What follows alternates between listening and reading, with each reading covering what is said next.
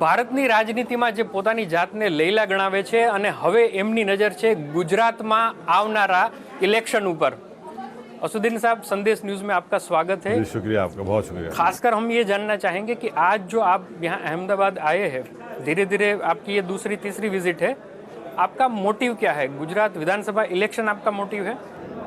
नहीं, पहले तो हम गुजरात की जनता का शुक्रिया अदा करने आए हैं कि उन्होंने हमारे कॉरपोरेशन के इलेक्शन में हमारे कैंडिडेट्स को कामयाब किया, उन्होंने हम पर भरोसा एतमाद किया। हम कॉरपोरेटर्स से मुलाकात भी करने और उनका कैसा काम कर रहे हैं वो देखने के लिए, और ये बात सही है कि आने वाले विधानसभा के चुनाव के लिए हम कैसी तैयारी कर रहे हैं, कैसा संगठन को मजबूत कर सकते हैं, वो हमारा मकसद है। और फिर 15-20 दिन के बाद फिर आऊँगा मैं, ताकि विधानसभा की इलेक्शन की तैयारी अच्छी तरह हो सके। तो आपका पहला टारगेट तो कांग्रेस को कमज़ोर करना ही होगा, क्योंकि जो भी कॉरपोरेटर है बीजेपी वाला तो कोई आएगा नहीं, न तो बीजेपी का विधायक आएगा, तो कांग्रेस को नुकसान करके भाजपा को फ़ायदा नहीं। ऐसा देखिए, पॉलिटिक्स में आप जब इलेक्शन लड़ते हैं तो कोई ना कोई तो हारता है, कोई जीतता है। अगर आप जो बात कर रहे हैं कि इनका फ़ायदा इनका नुकसान, वो तो कोई नौकरी हो जाएगी, ग़ुलामी हो जाएगी। डेमोक्रेसी में कोई जीतना तो हमारा काम है, हारेंगे जनता तय करेगी या जीतेगा वो अल्लाह जनता तय करेगी। तो कांग्रेस भी को भी हराएंगे, बीजेपी को भी हराएंगे, इसमें कोई दो राय नहीं है। मैं कैसा पिक एंड चूज़ कर सकता हूँ? कोई भी पिक एंड चूज़ नहीं कर सकता ना। जब मैं इलेक्शन लड़ूंगा तो मेरा प्राइमरी ऑब्जेक्ट होता है कि मैं जीतूँ, और जब मैं जीतने के लिए काम करूंगा तो कोई हारेगा। तो हम तो जीतने के लिए काम करेंगे, तो बीजेपी भी हमारे खिलाफ होगी, कांग्रेस भी होगा और कई लोग भी होंगे।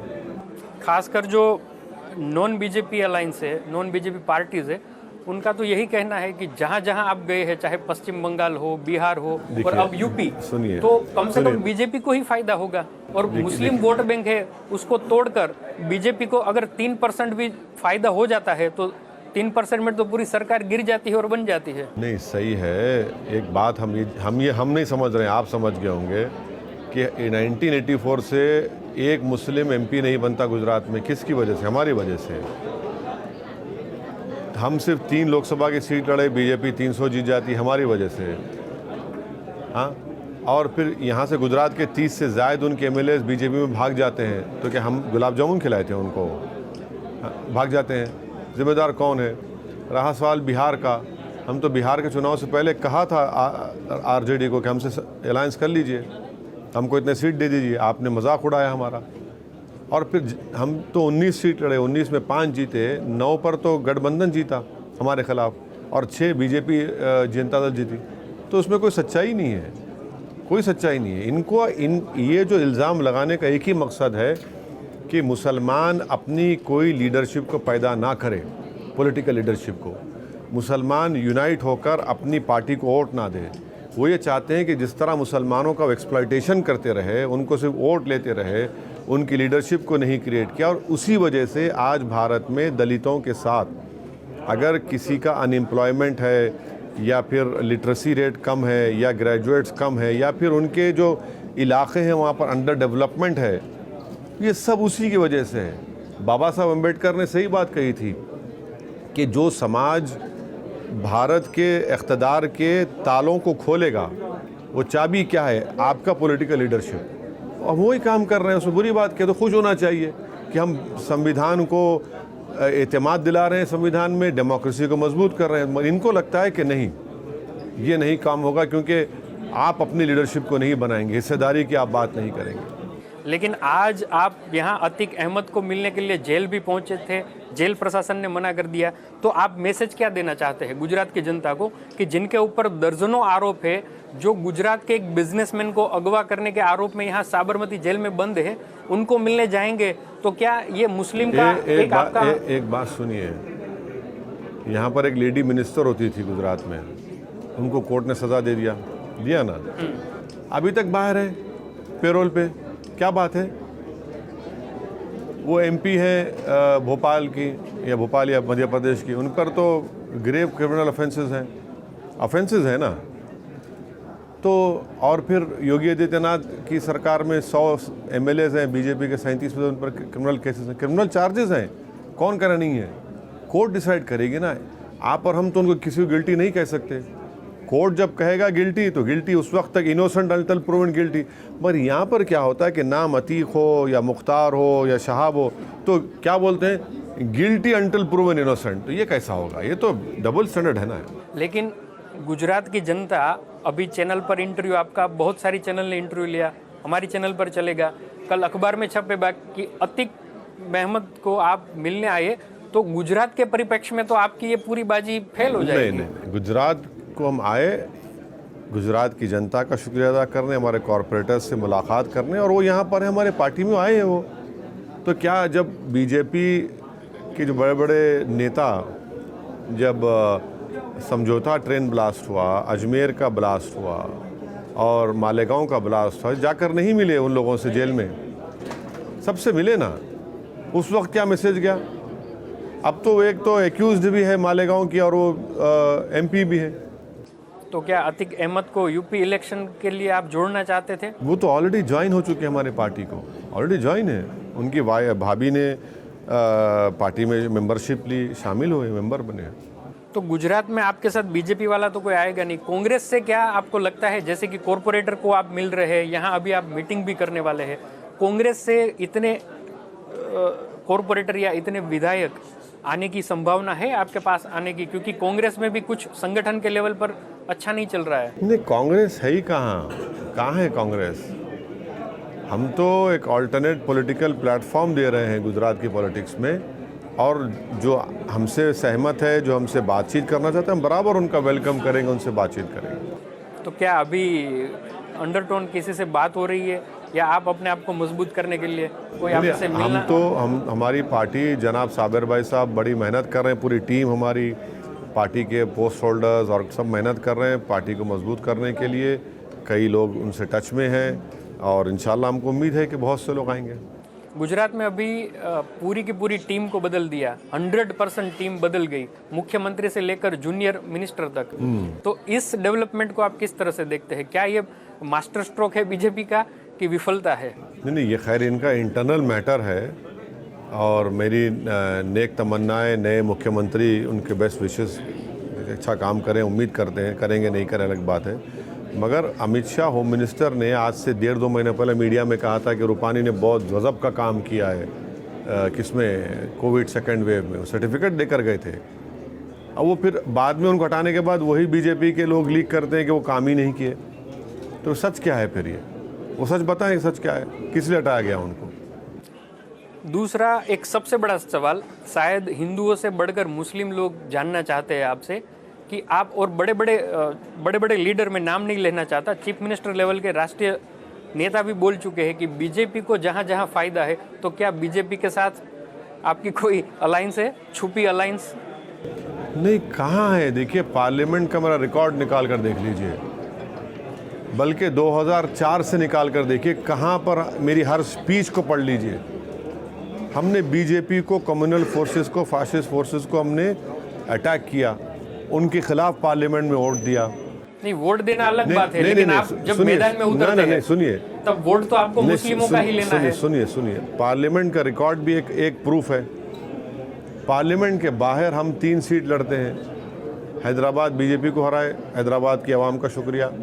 औरंगाबाद, जहाँ से आप ही के फ्रेटर्निटी के 24 साल के जर्नलिस्ट इम्तियाज़ जलील 21 साल के शिवसेना के एमपी को हराते हैं, और बिहार में किशनगंज हम लड़ते हैं। 3 लाख वोट हमारे मौजूदा विधायक और प्रेसिडेंट है अख्तरुल ईमान साहब को मिलते हैं। 350 कांग्रेस का एमपी जीतता है।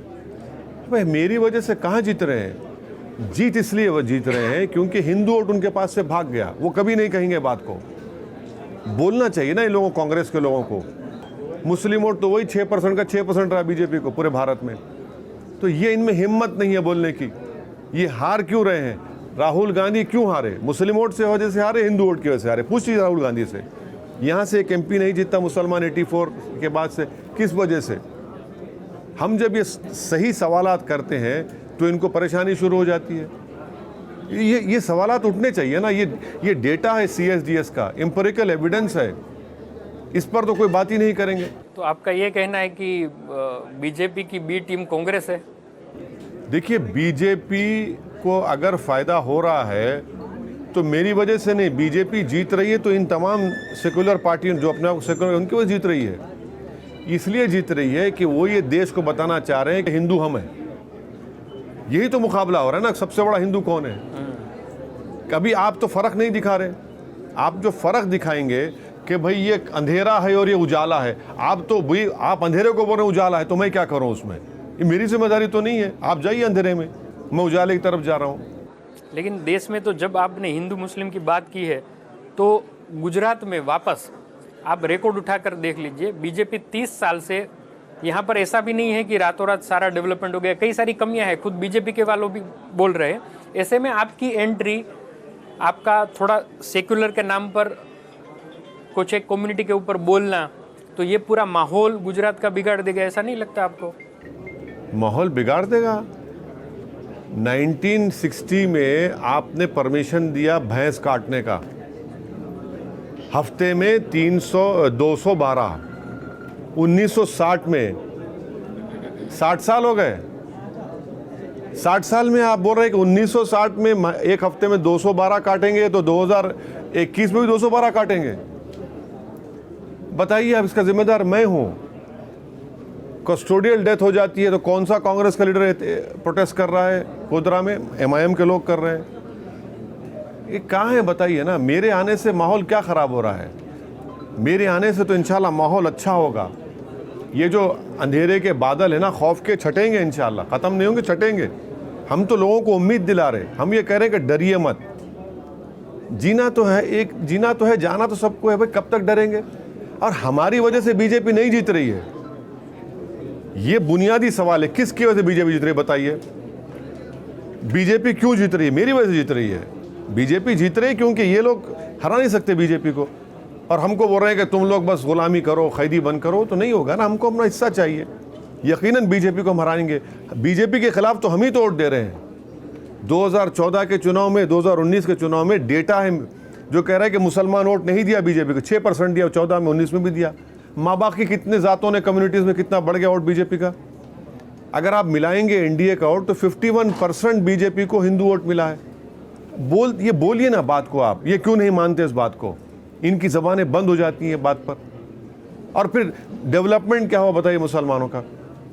आप दरियापुर गए थे, आज जाकर देख कर आए। हम गोधरा में देखे, क्या डेवलपमेंट है वहाँ पर? कौन सा डेवलपमेंट हुआ है? नहीं, यहाँ आपने बात की दरियापुर की, मैं जुहापुरा की बात करता हूँ, जो पहले बहुत बदनाम हुआ करता था, लेकिन आज यहाँ बड़ी बड़ी बिल्डिंगें बन रही है। क्या बड़ी बड़ी? पूरा अहमदाबाद का मेडिकल वेस्ट वहाँ फेंका जाता है जुहापुरा में। नहीं नहीं नहीं, नहीं। ये आपकी गलत जानकारी होगी। अरे फेंका जाता, आप हटा दिए तो अलग बात है। कौन सा डेवलपमेंट? जो लोगों की लाइफस्टाइल थी उसमें इजाफा हुआ। अरे क्या लाइफस्टाइल में इजाफा? मैं घर नहीं बेच सकता हूँ डिस्टर्ब एरियाज एक्ट में, लेकिन अरे क्यों नहीं बेच सकता मेरा घर? बताइए। नहीं, घर बेचने की बात नहीं, वो तो हर स्टेट में कुछ ऐसे कानून होते हैं। ऐसा कानून क्यों रखेंगे आप? मेरी जायदाद, मेरा हलाल का पैसा आप तय करेंगे। घर नहीं बेच सकता मैं, वहां नहीं जाकर रह सकता, यहां जाके नहीं रह सकता मैं, क्यों? ये कानून तो है ना। ये कानून क्यों होना चाहिए यहाँ पर? आज जमाने, अगर आप बोल रहे हैं कि चलिए राइट नहीं हुए, तो फिर क्यों कानून है ये बताइए? आप तो बता दिए ना। आवाज तो उठनी चाहिए ना, तो कांग्रेस ने उठाई। तो हम उठा रहे हैं ना, वही तो हम कह रहे हैं। ये बातों की ना तो इंडिविजुअल कोई बाहर आए कि हमारी प्रॉपर्टी का ये इशू है। अरे यही तो हम आवाज उठा रहे हैं। अब तो एक नया कानून बना दिया कि पुलिस स्टेशन के 500 मीटर में आप नहीं करेंगे। वो अल्हम्दुलिल्लाह कोई कोर्ट को गए और कोर्ट ने स्टे लगा दिया उसके ऊपर। आपने शादी के ऊपर कानून बनाया, उस पर भी कोर्ट ने स्टे लगाया, बहुत अच्छा फैसला आया।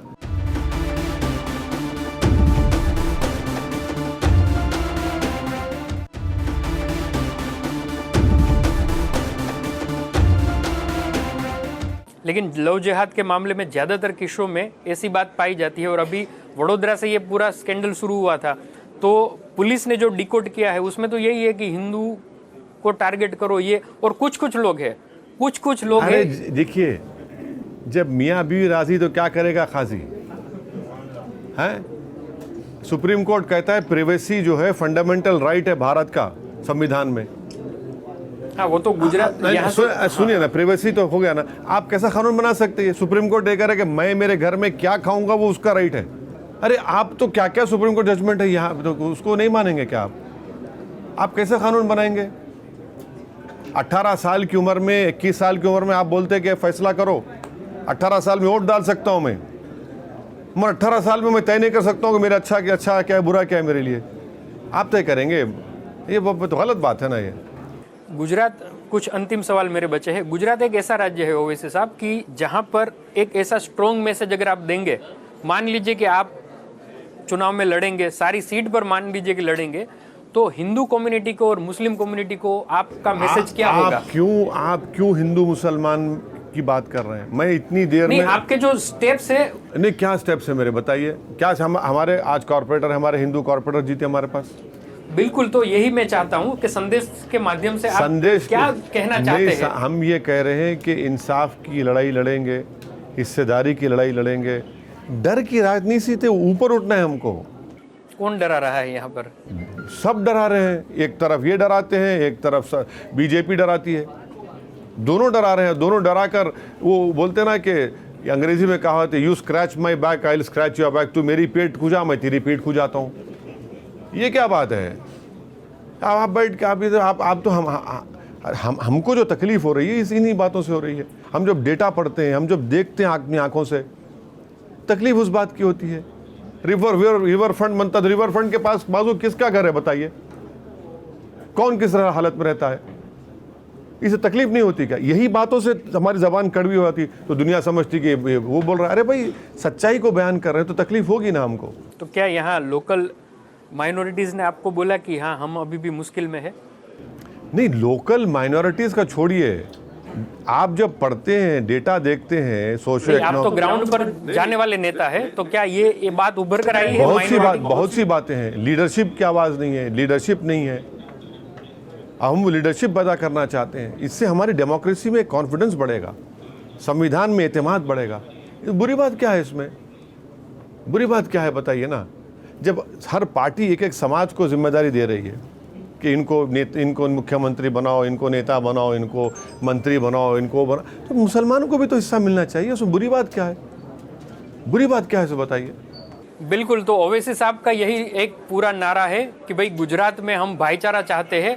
अभी कोई एजेंडा उन्होंने हमारे साथ डिस्क्लोज नहीं किया, लेकिन एक बात पक्की है कि आने वाला चुनाव है वो कई तरह से मजबूत होने वाला है। एक तरफ है हिंदुत्व, विकास, और दूसरी ओर इंसाफ की बात भी होगी। तो देखना ये खास होगा कि ओवैसी साहब का नारा गुजरात के लोग किस तरह से लेते हैं। नमस्कार।